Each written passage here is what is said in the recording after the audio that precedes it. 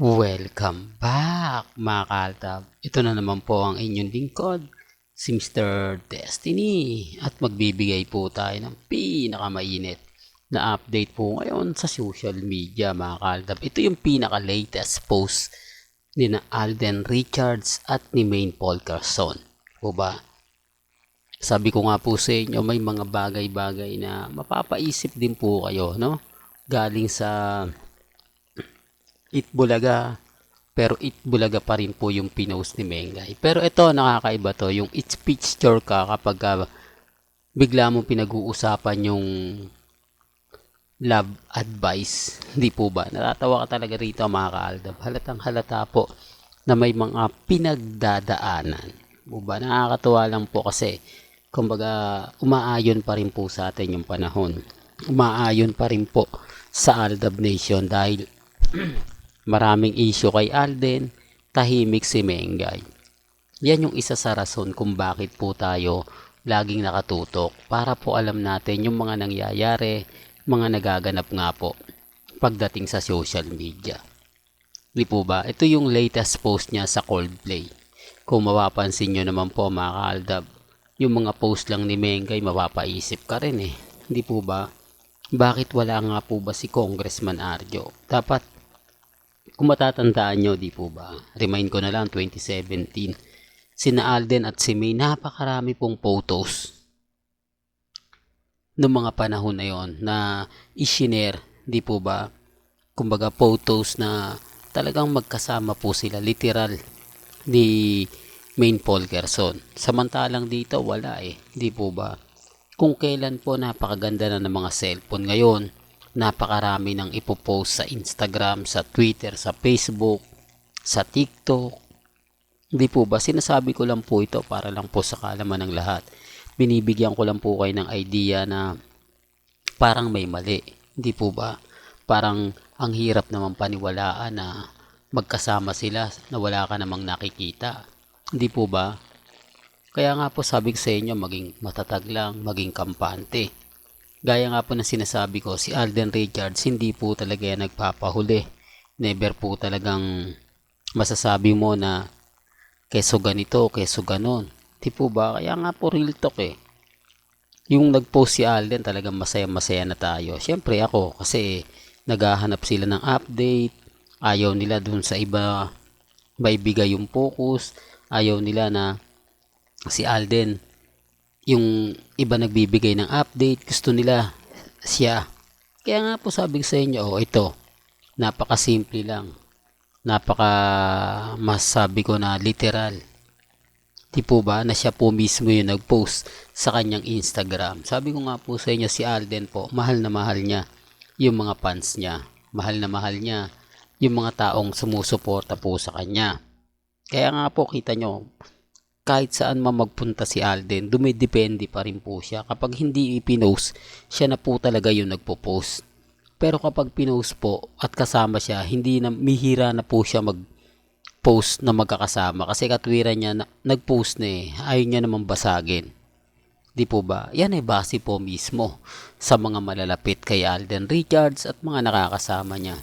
Ako mga kaaldab, sabi ko nga po sa inyo, malapit tayo sa pamilya Paul Carson at pamilya Mendoza.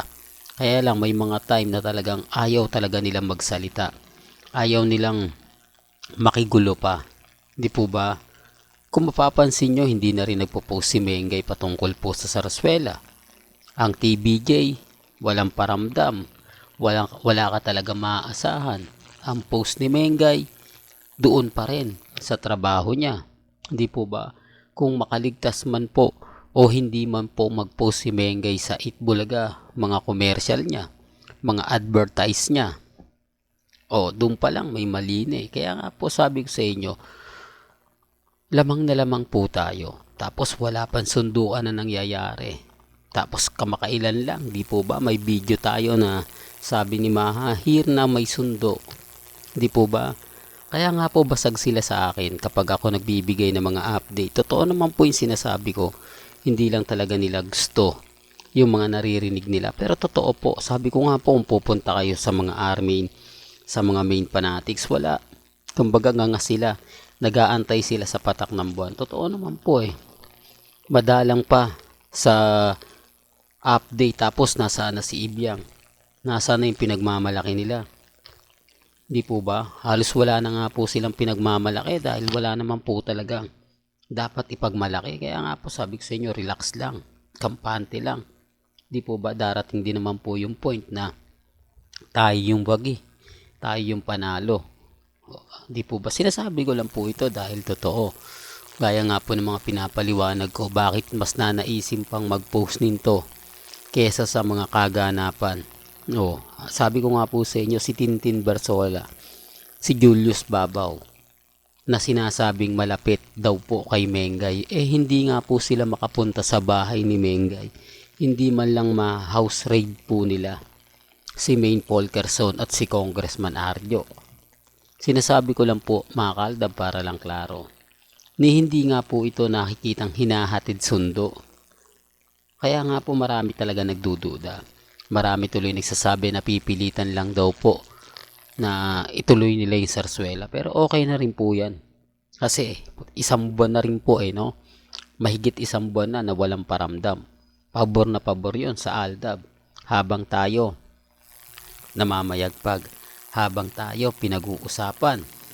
Di po ba? Kaya sabi ko sa inyo, relax lang tayo. Yung issue po kay Mengay at kay Congressman Arjo, kay Alden, wag niyong pong papansinin nyo, walang katotohanan po yun. Yung mga issue lang, ginagawa lang po nila yan para makakuha ng simpatya.